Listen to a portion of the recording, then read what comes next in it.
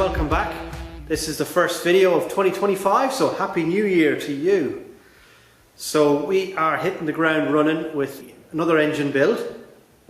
This is a 1929 Albion lorry engine. It's the oldest engine I think I've worked on up to date. So, yeah, it's an interesting build. We're only covering the latter end of the build, unfortunately, because I was building it in conjunction with another guy who was doing the machining. A lot of machining and a lot of work had to be done on it, so we were doing it in his workshop. As a result, I couldn't do a lot of the filming. I took a few photographs. I'll insert them now if I can. I didn't do any of the filming then until the engine came back into my own workshop. So this video is going to cover the cylinder head, and I think the future video might cover a few of the ancillaries and a few bits on that before we sent it back to the customer. Albion EN50 1929 engine. So I hope you enjoy this. Hi, I'm Ross, and you're watching Combatcars. And don't forget to like and subscribe. Alright, so just a little bit of background information on the EN50 engine when it came to me. So it arrived to me in bits. It had been previously partially stripped, which is not a great way to get an engine. If you want a guy to build you an engine, get him to strip it as well. It's much better, much faster, much cheaper. It came to us in bits. We had to figure out if we had all the bits, which we didn't. We were missing pistons and conrods, which are fairly big, rather crucial components to be missing. So yeah, we hunted down those. We got pistons and conrods. They weren't quite the right ones. We had to kind of work with what we had though. The pistons were slightly smaller and shorter than we wanted, and the conrods were the right length, but the big end bearing was the wrong size. So this is a conrod, or connecting rod. It goes from the piston up here to the crankshaft down here. This is called the big end. This is the small end. It's all very simple engineering. So basically this diameter here was too large for the crankshaft. What we ended up doing actually was getting a set of bearings made to suit this and fitted them in, which worked out a lot better than I thought it was going to work out. But yeah, so that was what we did with the conrod. So this is a piston, and piston rings on the piston. The piston this diameter was too small, and it was too short this way, a little bit too short. So what we had to do with this was double line the cylinders. So we had to machine out the old liners, put in a new liner into it, machine that, then put another liner in, then machine that and fit the piston in. And that worked out. And then with the piston itself, we had to add, because they're aluminium, we had to add weld to the top of it and then machine that back. And then we had a piston that was coming up to the right height. And then we had to measure the combustion chamber then after that to make sure that we hadn't lost power or gained too much power by changing the size of the piston, etc., the compression or anything like that. So that was all worked out by the machine shop. He would have more experience in that sort of area than I would. But yeah, we built that together. There was a lot of work in it. Even the cylinders, they weren't like a normal engine would have them in line. They'd be 90 degrees vertical to the 90 degrees to the deck of the engine, and these weren't. These were about 10 degrees off or something. Which meant we had to set up the machine, the boring machine, and then when we had it all set up, basically spend the day machining these bloody things out. And because there was 4 of them to do, so you had to bore out the old liners, which takes several runs, then slip in the new ones, bore them out, put in the other one, bore them out, fit the piston. So there was a lot of work. Yeah, we got there in the end. And what you're going to watch now is just when we got it back to the workshop here, and we fitted the cylinder heads. So that's what we're doing now. We're going to fit the cylinder heads, get a bit of paint on it, clean it up, and then fit a few ancillaries. I'll see how it goes if we get enough time on this video. The ancillaries might come in a second video, I don't know. Grab yourself a cup of tea and hopefully you'll enjoy this one, and I'll see you on the next one.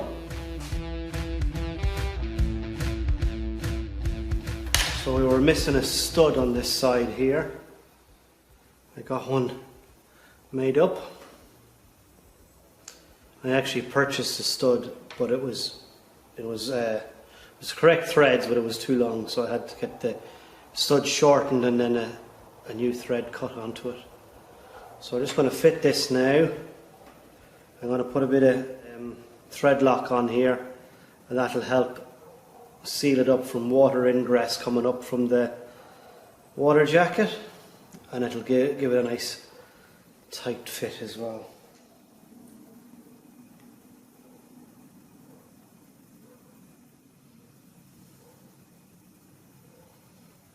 Yeah.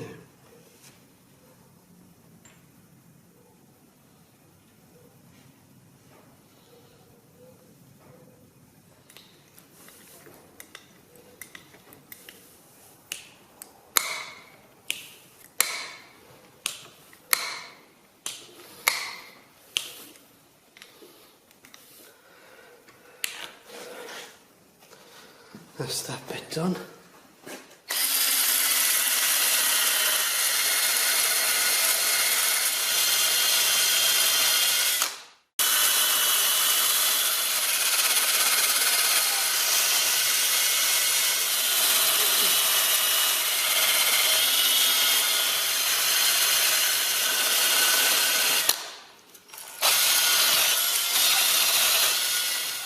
Well, that was nice and free anyway.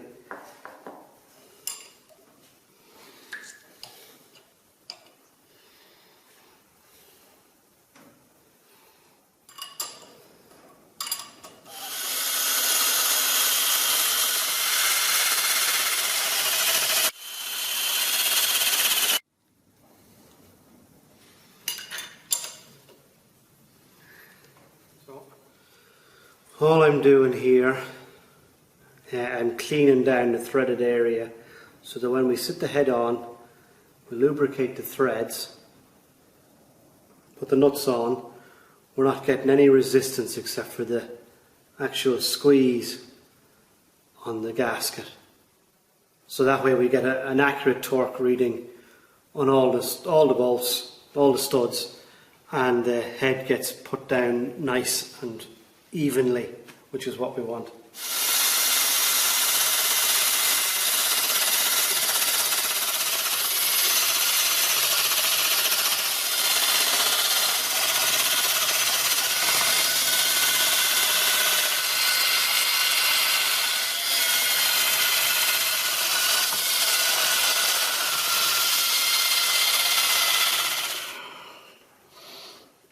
That's a lot better.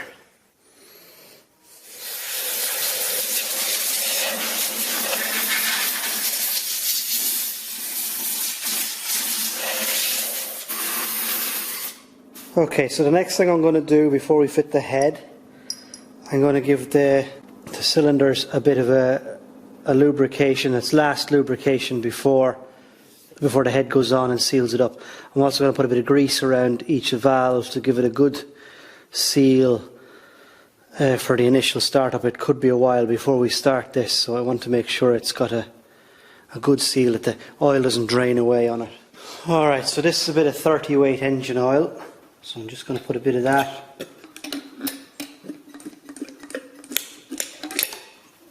in here, and we have one valve open, so I'll stick a little bit of grease in there.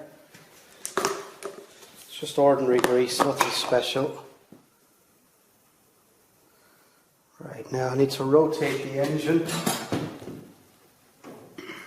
So I'm only doing this half first because it's actually 2 cylinder heads.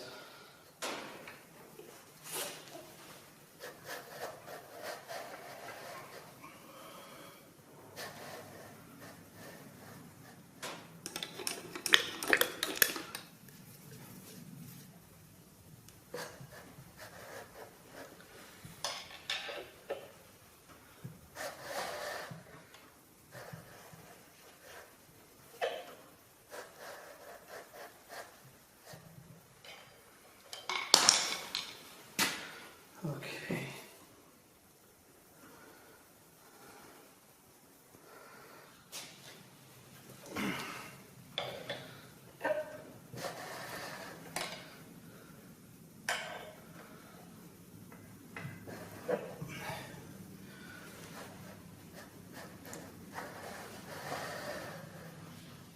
Right. Now the next thing is the gasket. So we're reusing the old gaskets. So what I need to do now is warm them up in the oven to about 60 degrees centigrade, so you can barely touch it, and that'll make the copper nice and malleable. I'm also going to put down a bit of shellac on it, or it used to be called Indian head, what is it called now? Eagle head. I'm going to put that on both sides of it as well, and that'll ensure a good seal for the head gasket. Okay, so while the gasket's warming up in the oven, I'm going to apply a bit of this shellac onto the cylinder head and onto the block, and that way I can just come out and drop it straight down onto it. So you just want to get a nice even coat all around, and this will take out any slight imperfections in the old gasket. You know, working with this on a cold day, you can always warm it up with hot air gun or something like that, just to make it a bit more manageable. It's not too bad today though.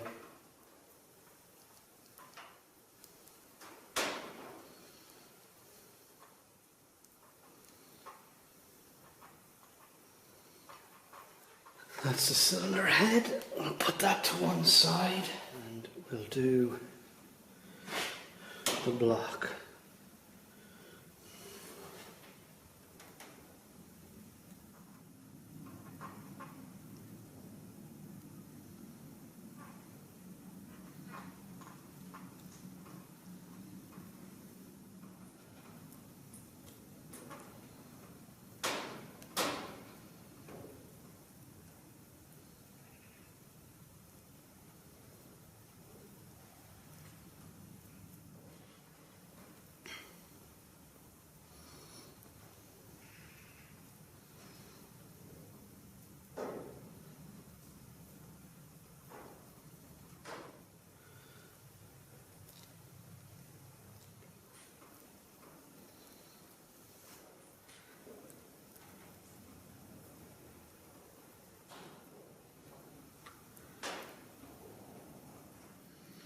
Now, let's see, that'll do it. That's the gasket. I'm just going to ease that down.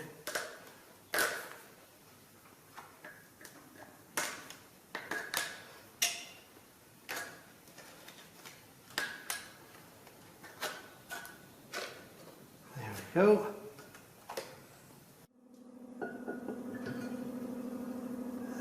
Go. Now the next thing that we do is we lubricate the threads. So again, we'll just use a bit of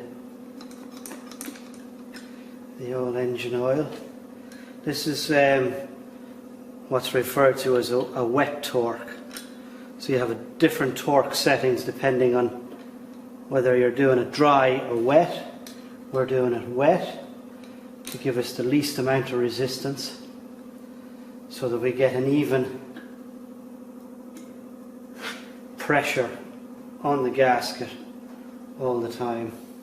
And it's not just the threads, you want to make sure you have it on the seat there as well.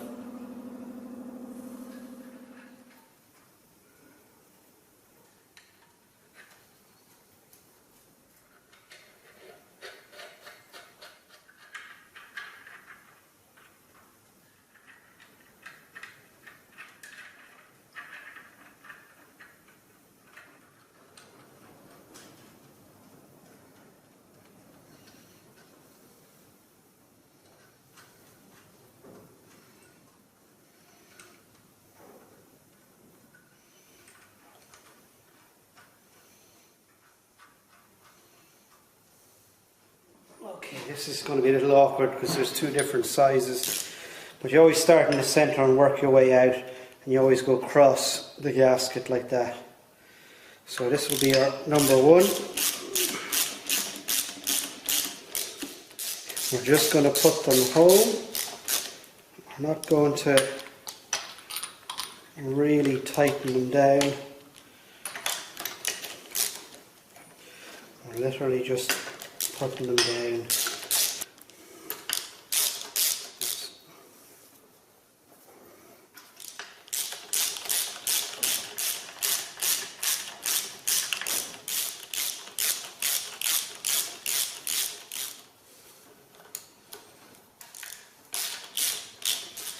Now, that's them all down home. Now we want to torque them. So to do this, I'm going to put about 70 foot-pounds of torque onto this.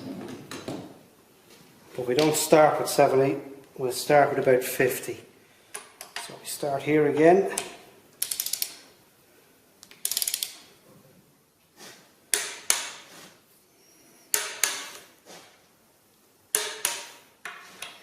We're always going across the engine.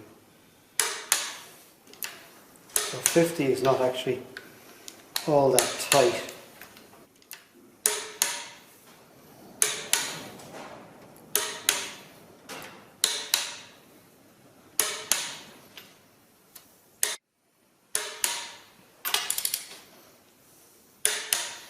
Now, then you go up to 60.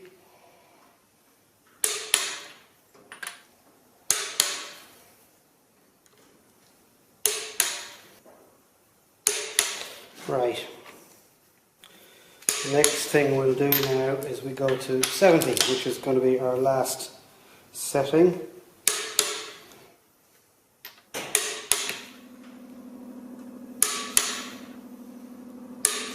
Now, the next step is crucial, because what we do is we go around them all again at the 70 setting. And if any of them move, then we have to do it again. So we go round, keep going round until none of them move. So that one didn't move. See, it's got a little bit on that one. So we'll be doing another go yet.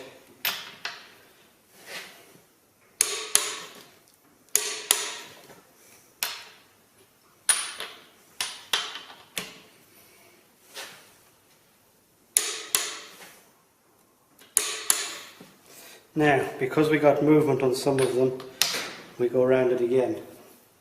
And we keep doing it until we get no movement on any of them.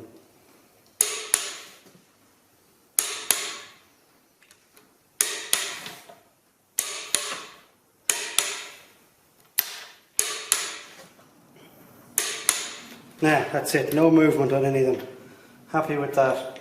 So now know that that is nicely torqued down evenly all round at 70 foot-pounds. Now to do the same on the other side. Okay, so we've lubricated the valves and the cylinder walls, piston rings, etc. There would have been lubrication on them when we put them together, but this just makes sure. So just clean off the excess. Now I'll put on some shellac on the cylinder head and then warm up the gasket. Okay, so this is a pre-World War II engine. It's a 1930s engine. Albion engine out of an Albion truck, which were built in Scotland. A little observation, you might wonder what these are here. These are called decompressors. Because the engine would have been hand started originally, there's no starter motor on it. In order to hand crank an engine this size, you need to be able to let off the compression, the compression is what happens when the piston starts to come up. It compresses the gases inside. So you need to release that so that you can wind the engine on the crank handle, and it would have been a two-man job. So you release these here by opening these. Crank the engine over, one guy will be cranking the engine over, the other guy will be standing here, and when it fires up, he closes these and away it goes. This is where they come through to inside into the compression chamber, or the combustion chamber, and there's the two wee holes there that allow the gases to escape while you're trying to crank the engine. So that's just it. Right, again, we'll get some shellac on this.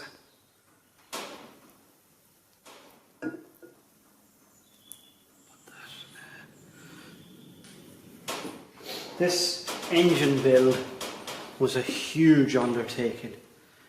It came to me in a pile of bags and boxes where somebody had already stripped it down, which, if you think you're doing a favour trying to save money, you're not.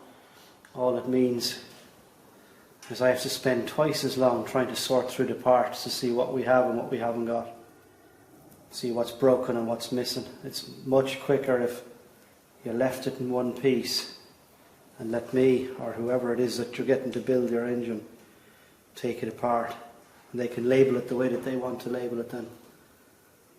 It came to me in very poor condition. Somebody, like I said, had already started to strip it down. The pistons were missing and the conrods were missing. So we had to source some of those, and I couldn't source the correct ones, but I did get something close. But that meant then that there was a lot of engineering that had to be done at a huge expense to the owner. Believe it or not, all the parts for Albion, when the company ceased to exist, were bought by a group of people, the Albion Society. The problem is they didn't label anything, and it's just thrown into a warehouse. So you kind of have to know exactly what you're looking for in order to utilise their parts. And of course we weren't, but we got stuff that's fairly close anyway. But that meant for the engineer that done the engine, that done the machining on the engine, if you notice there, you can see that the piston is higher on this side than it is on this side. That's because the cylinder is slightly cantered at a degree, which is not normal. Normally they're just straight down, but these are at an angle. So that was quite difficult to machine. The pistons were slightly smaller than what they should have been. So we had to double wall the liners to machine it out to the right size. The pistons were too short, so they had to be built up with weld in order to get them up to the right size. And we had to have bearings made to suit the conrods. They were too big. So a huge amount of work to get this engine to this stage. It's a shame now I didn't film in that, but I wasn't filming stuff like that at the time. Once we got it together, then we had to work out the combustion chamber to make sure that we still had a suitable combustion, that we hadn't decreased it too much. The pistons that were welded up had to be machined down to the right size to suit that. A huge amount of work went into this build, and all could have been avoided had they not lost the original pistons and the conrods. Most engine places won't take an engine like this on. When you're missing so much stuff and so many parts, they just wouldn't do it. It just wouldn't be cost effective. It took some serious convincing to get an engineer to actually do the machining on it. But anyway, right, that's it. That's the shellac done. I need to heat up the cylinder head gasket now, and then we're ready to.